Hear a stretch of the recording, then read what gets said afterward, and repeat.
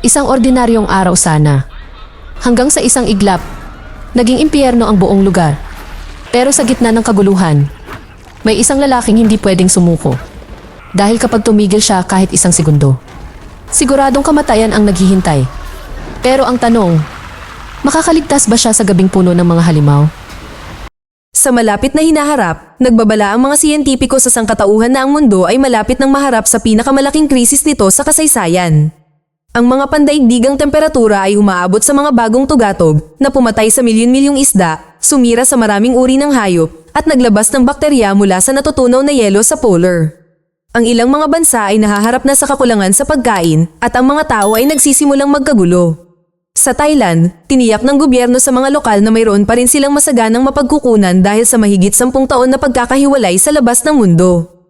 Ang dating Thai boxing fighter na si Singh ay nagtatrabaho bilang isang delivery driver para sa Versus Corporation, isang makapangyarihang kumpanya ng agrikultura. Sa kanyang pinakabagong paglalakbay, patuloy na iniisip ni Singh ang kanyang kasintahang si Rin at ipinaalam sa kanyang katrabaho na si Kryang na ito na ang kanyang huling misyon. Pagdating nila sa Bangkok, nakita nilang naharangan ng isa pang truck ang kalsada. Napansin ni Singh ang mga tulisan na naghihintay na umatake at nagpasyang mauna sa pamamagitan ng pagbagsak ng ulo ng isang lalaki sa bintana ng truck. Pagkatapos ay nakipaglaban siya sa buong gang gamit ang kanyang karanasan sa pakikipaglaban sa ring upang bugbugin silang lahat. Nasugatan ang kanyang pisngi sa proseso, ngunit iyon lamang ang pagkakataon na nagawa nila siyang saktan. Nagpakita si Singh ng kahangahangang kasanayan habang nilalabanan ang mga tulisan, ngunit may isang lalaki pa ring nakarating sa likuran ng truck. Nang nasa kalagitnaan na siya ng pagbubukas ng isang kahon, mabilis siyang pinabagsak ni Kryang at isinara muli ang truck. Sa paligid ng lungsod, maraming abandonadong gusali at mga taong nagdarasal para sa isang himala. Mahahabang pila ang nabubuo para makakuha ng tubig at inaatake ng mga pulis ang sinumang taong hindi nila gusto. Sino mang tumutulong sa mga nanggugulo ay itinuturing na isang salarin sa paningin ng gobyerno. Nang sa wakas ay dumating ng dalawa sa bodega, hindi sila nabayaran ng buo dahil bukas ang isa sa mga kahon. Inuwi ni Kryang ang kahon at binayaran si Singh gamit ang kanyang lumang bisikleta gaya ng ipinangako. Pagkatapos ay tiningnan niya ang loob ng kahon at natuklasan na puno ito ng isda na hindi pa nila ulit natitikman sa loob ng maraming taon. Pagkatapos, umuwi si Singh dala ang bag at ilan sa mga isda. Isang doktor si Rin, kaya inalagaan niya ang sugat nito habang pinagagalitan ito dahil sa isa na namang mapanganib na misyon. Humingi ng tawad si Singh at nanumpang ito na ang huli, ngunit hindi siya pinaniwalaan dahil lagi niyang sinasabi iyon. Sa kalye, inanunsyo ng pulisya na mawawalan ng kuryente ang kapitbahayan na ito. Umalis si Rin papuntang trabaho sakay ng isang truck na nagpoprotekta sa mga espesyal na manggagawa. Samantala, si Per-ik, isang mataas na opisyal ng Versus Corporation, ay kumakain ng tanghalian kasama ang mga mahahalagang mamumuhunan. Nakakain sila ng pinakamasarap na isda at alak habang ang mga tao ay nagpapatayan para sa pagkain sa mga kalye. Sumumpa si Per-ik na ang kumpanya ay magiging sentro ng pagkain sa mundo, kaya gusto niya ang kooperasyon ng mga mamumuhunan. Matapos kumain ng ilan sa mga isda, nagsimulang sumuka ng dugo si Per-ik at nahimatay dahil sa seizure. Sa ospital, dapat sana ay sisimulan ni Rin ang isang operasyon, ngunit dinala siya ng direktor sa restricted area para sa isang napakahalagang kaso. Ito ang magandang lugar ng ospital kung saan nananatili ang lahat ng mayayamang pasyente. Nakilala ni Rin si Vasu, ang pinuno ng Versus Corporation, na ang asawang comatose ay malubha ang sakit. Nagdala siya ng ilang sariwang isda at gustong malaman kung maaari niya itong ipakain sa kanyang asawa upang matulungan itong gumaling.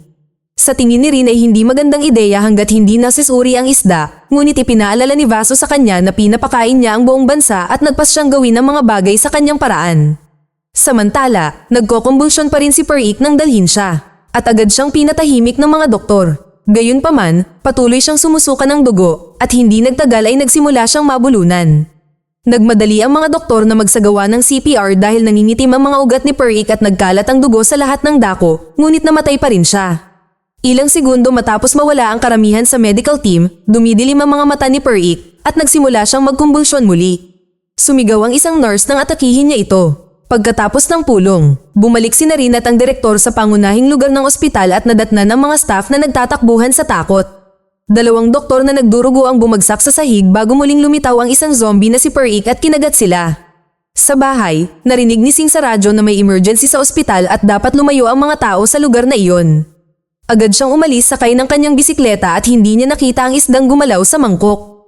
Sa labas ng ospital, natagpuan ni Singh ang mga kamag-anak ng mga pasyente na hinaharangan ng mga pulis, na nagsasabing hindi rin nila alam kung ano ang nangyayari. Biglang nahulog ang mga bangkay ng isang doktor at gwardya mula sa bintana, nagkalat ang dugo sa lupa. Nang sinubukan ng isang opisyal na tignan ang kalagayan ng doktor, naging zombie ang doktor at inatake ito. Kinagat ang lalaki bago niya binaril sa ulo ang zombie. Nagbago rin ang anyo ng natumbang gwardya, ngunit mabilis siyang binaril ng dalawang opisyal. Sa kasamaang palad, nakagat na niya ang isang nurse na umatake rin. Habang nagkakagulo at naninira sa kalye, lumalabas ang mga tao sa ospital dahil sa takot. Nagpaputok ang mga opisyal at inanunsyo na ang sinumang susuway ay magdurusa, na lalong nagpatindi sa takot ng mga tao. Agad na nagpaputok ang mga pulis na ikinamatay ng mga sibilyan, may impeksyon man o wala. Sinamantala ni Singh ang kaguluhan para palihim na pumasok sa ospital kung saan nabigo ang isang gwardya na ilayo ang mga tao. Nang lumitaw ang isang zombie, kinailangang labanan nito ng gwardya gamit lamang ang kanyang baton. Sa restricted area, sinakop na ng mga zombie ang bawat koridor. May dugo sa mga dingding at sahig habang may mga namamatay sa bawat sulok. Sa isang silid, nagtatago si Rin kasama ang direktor na nasugatan. Nang tumigil na siya sa pagdinig ng mga ingay, naisip niyang lumabas, ngunit natigilan siya nang may maramdaman siyang gumagalaw sa likuran niya. Nang mapansin niyang wala na ang direktor, hinanap siya ni Rin at nakita niya itong kumakain ng isang patay na nurse. Nang makita niya ito, sinubukan niya itong atakihin, ngunit nabangga siya sa mga istante at naipit. Tumakbo palabas ng silid si Rin at nagulat nang marinig ang boses ni Singh sa intercom na tumatawag sa kanya.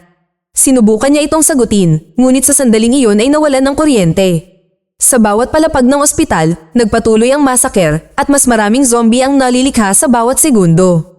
Kapag may sumubok na umatake kay Singh, ipinagtanggol niya ang sarili gamit ang kanyang mga diskarte sa pakikipaglaban, gamit ang mesa at maging ang kordon ng telepono. Sa ilang galaw lamang, napatumba niya ang mga zombie at natusok ang isa sa paa ng mesa. Pagkatapos ay lumabas si Singh ng silid at nagpatuloy sa pakikipaglaban sa mga zombie sa pasilyo, pinipigilan silang lahat gamit ang kanyang mga sipa at suntok. Isinara niya ang pinto sa likuran niya upang hindi sila sumunod sa kanya at nagmadaling pumunta sa hagdan para lamang marinig ang isang taong sumisigaw ng tulong. Sa malapit, sinusubukan ni Buddy na maghanap ng paraan palabas nang bigla siyang gulatin ng isang zombie na nakasuot ng harness. Nastuck siya sa mga kurtina at nahawakan siya ng nilalang sa loob ng mga ito, kaya hinila siya ni Buddy hanggang sa siya mismo ang mahila. Sa kasamaang palad, nabali ng zombie ang harness at sinimulang habulin si Buddy na nagtago sa likod ng kama. Gumapang ang zombie sa ilalim, ngunit nang malapit na niya itong maabot, hinila siya pabalik ni Singh at sinimulang labanan siya. Ipinaalam ni Buddy kay Singh na ang utak ang kahinaan ng zombie, kaya hinampas ni Singh ang mga paparating na nilalang sa ulo para mas mabilis silang matalo at gumamit pa ng bote bilang sandata. Bigla, isang zombie ang tumalon kay Buddy para kagatin ang binti nito at tinapakan ni Singh ang ulo nito para patayin. Nataranta si Buddy dahil akala niya ay magbabago ang anyo nito, ngunit napansin niya na may mga peking ngipin ng zombie kaya magiging maayos din ang kalagayan niya. Nang subukang umalis ni Singh, hiniling ni Buddy na isama siya.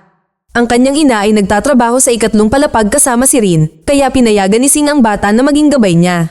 Samantala, isang umiiyak na batang babae ang lumabas sa ospital at hinahanap ang kanyang ina. Sinabihan siya ng mga opisyal na bumalik, ngunit masyado siyang nalilito para maintindihan. Tumakbo palabas ang gwardya at sinubukang ipaliwanag na hindi siya nahawaan, ngunit agad siyang nabaril at namatay din ang batang babae. Sa mga opisina ng militar, pinag-usapan ng mga pinuno ang sitwasyon at napagkasunduan na ang tanging pagpipilian nila para iligtas ang lungsod ay pasabugin ng ospital bago kumalat ang impeksyon. Di nagtagal, isang grupo ng mga sundalo ang palihim na pumasok sa ospital upang maglagay ng mga pampasabog.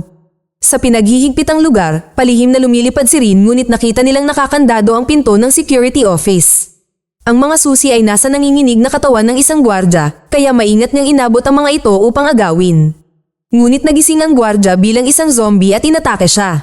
Nakuha ni Rin ang mga susi habang itinutulak niya ito, pagkatapos ay mabilis niyang tinawid ang pinto at hinarangan ito ng isang cabinet.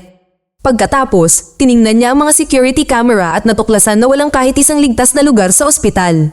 Nang makita ni Singh at Buddy ang schedule board, nabasa nila na ang ina ni Rin at Buddy ay dapat nasa ikalimang palapag para sa operasyon ngayon, kaya tumungo sila doon. May isang zombie na nakasakay sa wheelchair na sumubok na habulin sila, ngunit natumba lamang siya. Tinawanan siya ni Buddy at ang tunog ay nakaakit ng isang maliit na grupo. Pinatumba ni Singh ang ilang zombie bago sila nagsimulang tumakbo ni Buddy. Matapos harangan ng mga pasilyo gamit ang isang stretcher, nagtago ang dalawa sa pinakamalapit na silid at hinarangan ng pinto gamit ang isang mesa. Sa silid na iyon, may isang binata na nag-aalaga sa kanyang may sakit na ama. Inisip niya na hindi na sila makakatakas. Kaya ininom ng lalaki ang gamot ng kanyang ama para tuluyang mawala, pinili ang katapusan kaysa maging isang zombie. Sinabi niya sa kanyang ama na mahal niya ito bago ito bumagsak at nawalan ng malay. Di nagtagal, sinira ng mga zombie ang isang bahagi ng pinto at nagsimulang magtulakan, kaya binasag ni Sing ang bintana at nakatakas kasama si Buddy sa tamang oras. Habang pumapasok ang grupo at nagsisimulang kainin ng patay na lalaki, umaakyat ang dalawa sa isang scaffold. Sa tuwing dadaan sila sa isang bintana, sinusubukan silang abutin ng mga zombie sa mga silid. Na-stuck ang bag ni Buddy sa scaffold na nagbigay daan sa isang nilalang sa bintana na hawakan ang kanyang binti. Bago pa man siya makagat, hinagis ni Sing ang isang metal bar para saksakin ang mata ng zombie, pagkatapos ay tinulungan niya ang takot na si Buddy na makaahon. Kalaunan ay bumalik ang dalawa sa loob at maingat na naglakad-lakad nang hindi gumagawa ng mga ingay na maaaring makaakit ng mga zombie.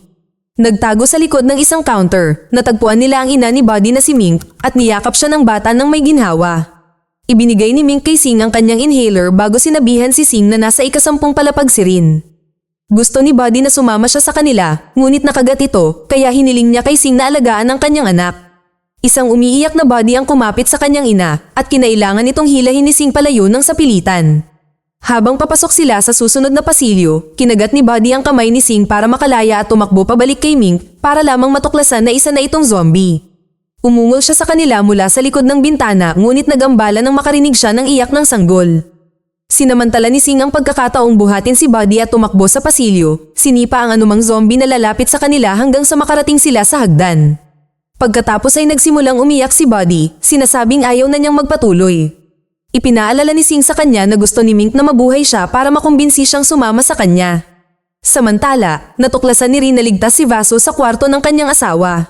Agad siyang tumakbo roon at nagmakaawa hanggang sa pinapasok siya ni Vaso, isinara ang pinto bago pa man siya maabutan ng mga zombie. Habang nagkakaroon ng breakdown si Rin, sinabihan siya ni Vaso na mag-relax dahil susunduin sila ng kanyang mga tauhan sa lalong madaling panahon.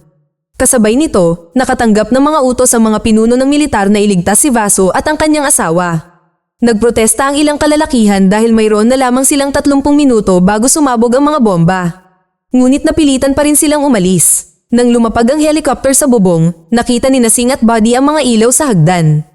Ilang sandali pa, napansin ni Vaso na nauubusan na ng dugo ang kanyang asawa. Kinukumbinsi niya si Rin na kumuha pa ng dugo sa pamamagitan ng pangakong ililigtas ito pagdating ng team. Lumabas si Rin ng kwarto at palihim na nagmasid habang binabantayan ng mga tao. Nang makakita siya ng pagkakataon, nagmadali siyang pumasok sa susunod na kwarto at ang ingay ng pagsara ng pinto ay nakakuha ng atensyon ng mga zombie. Nang makarating sina Sing at Buddy sa ikasampung palapag, kinailangan nilang gumamit ng metal bar para piliting buksan ang pinto. Habang naglalakad sila, natagpuan ni Sing ang kwintas ni Rin sa sahig at inakala niyang nasa pinakamasama ang sitwasyon, ngunit sa sandaling iyon ay nakita niya itong tumakbo upang magtago sa katabing silid. Nang mapansin ng mga zombie na paparating para sa kanya, itinulak niya ang isang stretcher at pinatalon sila sa ibabaw niya. Pagkatapos ay sinimulan ni Sing na labanan sila gamit ang isang metal bar, habang sa kabilang dulo ng palapag, sinimulang barilin ng mga sundalo ang grupo. Hindi nagtagal ay nakarating ang koponan sa silid ni Vaso at dinala nila siya at ang kanyang asawa nang hindi na hinihintay si Rin. Habang patuloy na lumalaban si Sing, nakita niya si Rin sa kabilang panig ng bintana, gayunpaman, kinailangan niyang tumakbo dahil may zombie na paparating para sa kanya. Sinubukan ni Buddy na buksan ang pinto, ngunit naipit ito, kaya inihagis ni Sing ang isang extinguisher para basagin ito. Nang malapit nang maabot ng zombie si Rin, binuksan ni Buddy ang extinguisher na nagbigay kay Rin ng oras para magtago. Hindi sinasadyang nakagawa siya ng ingay nang maapakan niya ang isang tray at lumapit sa kanya ang zombie, ngunit paulit-ulit na hinampas ni Sing ang halimaw sa ulo gamit ang fire extinguisher hanggang sa ito ay mamatay at nagyakapan muli ang mag-asawa. Sa pasilyo, pinalibutan ng mga sundalo ang koponan at naganap ang isang away at mabilis lang nila itong napabagsak dahil sa kanilang mga baril. Sa kasamaang palad, nakagat ang doktor ng militar at kinailangan siyang barilin ng mga sundalo bago siya magbagong anyo. Tumanggi si Vaso na umalis nang walang doktor na gagamutin ang kanyang asawa habang nasa biyahe, kaya hiniling niya sa mga sundalo na kunin si Rin. Nang lumabas sina Buddy at ang mag-asawa sa silid, binaril ng mga sundalo si Sing sa balikat. Desperadong sinubukan siyang tulungan ni Rin, ngunit kinuha siya ng koponan. Patuloy na lumilitaw ang mga zombie at sa pagkakataong ito, kahit si Vaso ay nagpaputok upang protektahan ang kanyang asawa. Umiyak si Buddy kay Sing hanggang sa makatayo siya at sumali sa laban gamit ang anumang bagay sa silid bilang sandata. Nang mapatay na ang mga zombie, hinawakan niya ang isang sundalo upang gamiting bilang kalasag ng subukang barilin siyang muli ng rescue team. Inatake ni Sing ang isang sundalo gamit ang saklay at ginamit ang helmet para sakalin ito, ngunit pinuto ng lalaki ang sinturon para makalaya. Patuloy silang nag-aaway ng magkahawak kamay, ngunit nahihirapan si Sing dahil sa kanyang pinsala. Nadaig siya ng lalaki at sinuntok siya ng ilang beses bago siya sinakal, kaya muntik nang mawalan ng malay si Sing. Sa sandaling iyon, lumitaw ang isa pang zombie at kinailangan itong labanan ng sundalo. Sinamantala ni Sing ang pagkakataong makabawi at sa pagkakataong ito ay mas balanse ang laban. Matapos magpalitan ng maraming suntok, sabay nilang napatumba ang isa't isa. Habang tinatalon ng isang zombie ang sundalo para kainin siya, patuloy na napapanaginipan ni Sing si Rin na kinaladkad siya sa isang silid para gamutin ang kanyang mga sugat sa tulong ni Buddy. Kalaunan ay nagising si Sing at humingi ng tawad kay Rin dahil sa pag-aalala niya. Humingi rin siya ng tawad bilang tugon, sinabing hindi niya alam ang gagawin kung wala siya. Habang isinusuot niya ang singsing mula sa kwintas sa daliri ni Sing, sinabi sa kanya ni Sing na pagkatapos nito, sa wakas ay babalik na sila sa kanilang bayan. 15 minuto na lang ang natitira sa bomba. Naging zombie na ang sundalo at hinabol sila, ngunit narinig siya ni Buddy at binalaan ng mag-asawa sa tamang oras. Binato siya ni Sing ng ilang bote ng kemikal at pagkatapos ay isang flare para sunugin siya. Umalis ang grupo bago pa man umandar ang mga sprinkler, ngunit hindi nila alam na nagising na rin ang lahat ng mga patay na zombie. Pinagana ng tubig ang bahaging isda ng virus, kaya ngayon ang mga zombie ay naging mga mutant na parang isda. Nang marating ni Buddy at ng mag-asawa ang susunod na pasilyo, nadatnan nila si Vaso na nakatitig sa kanyang asawa dahil nakagat ito. Gayunpaman, tumanggi si Vaso na umalis dahil natutuwa siyang sa wakas ay nakita na niya itong gumalaw. Lumapit siya para sabihing mahal niya ito at agad siyang kinagat ng kanyang asawa. Habang tumatakbo ang mga bayani, pinalibutan ng mga tauhan ng kama at kinain si Vaso. Kalaunan ay narating ng tatlo ang mga rampa ng kotse kung saan natagpuan sila ng isa pang tauhan. Sinabihan ni Sing si Rin at Buddy na tumakbo habang nananatili siya para labanan sila. Dahil sa mutation, mas lumakas ang mga zombie, kaya hindi ganoon kadali para kay Sing na talunin sila sa pagkakataong ito. Naabot ni na Buddy at Rin ang bubong at tinutukan sila ng baril ng isang sundalo hanggang sa masiguro niyang hindi sila nahawaan. Ipinaliwanag ni Rin na patay na si Vaso at ang kanyang team ngunit hiniling niyang hintayin si Sing, kaya pumayag ang sundalo na bigyan siya ng 5 minuto. Sa parking lot, na-stock si Sing sa isang kotse, sinisipa ang mga zombie na patuloy na sinusubukang abutin siya sa mga bintana. Isa sa mga zombie ay isang sundalo, at sa kanilang pagpupumiglas, isa sa kanyang mga granada ang sumabog sa sasakyan. Mabuti na lang at nakaligtas si Sing sa pagsabog, ngunit nakita niya ang daan-daang iba pang mga halimaw na humahabol sa kanya. Sa bubong, pinilit ng sundalo si Rin at Buddy na sumakay sa chopper, hindi pinapansin ang kanilang mga protesta. Sa sandaling iyon, dumating si Sing kasama ang mga zombie sa likuran niya, ngunit sa kasamaang palad ay nakaalis na ang helicopter. Umiyak si Rin at Sing at nagbahagi ng huling tingin ng pagmamahal bago ibinaba ng mga zombie ang pinto. Patuloy na lumaban si Sing hanggang sa huling segundo habang sa wakas ay pinasabog ng mga bomba ang buong gusali. Pagkalipas ng ilang panahon, nakabalik na si Rin sa kanyang bayan kasama si Buddy. Sa huling eksena, nabunyag na nakaligtas si Sing sa pamamagitan ng pagtatago sa isang tangke ng imbakan at kinailangan niyang pumatay ng isa pang zombie para makalabas. Mag-subscribe para sa higit pang mga video na tulad nito, i-on ang notification at mag-iwan ng like para matulungan ang aming channel. Salamat sa panunood.